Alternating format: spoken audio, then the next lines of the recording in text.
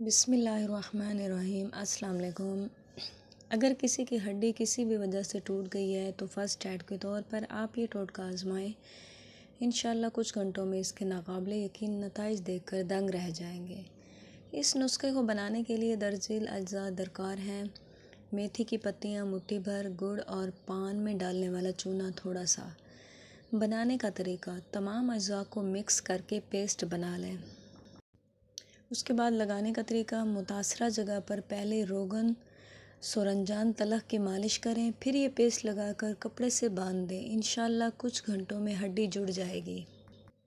جامن کے پتوں سے ڈسٹ الرجی کا آزمودہ علاج: ایسے مرد و خواتین جنہیں ڈسٹ الرجی ہو یا الرجک دمہ ہو تو وہ یہ نسخہ کچھ دن استعمال کریں تو انشاءاللہ اس سے نجات مل جائے گی۔ جامن کے پتے 8 سے 10 عدد، وہ پیلے پتے جو جھڑ جاتے ہیں خشک حالت میں، یعنی وہ والے استعمال کرنے چاہیے۔ کسی برتن میں پتے شامل کرکے آگ لگائیں اور ڈھک دیں۔ راکھ ہو جائیں تو نسخہ تیار ہے۔ روزانہ نہار منہ چوتھائی چائے کا چمچ سادہ پانی کے ساتھ پھانک لیں، انشاءاللہ ڈسٹک الرجی سے نجات مل جائے گی۔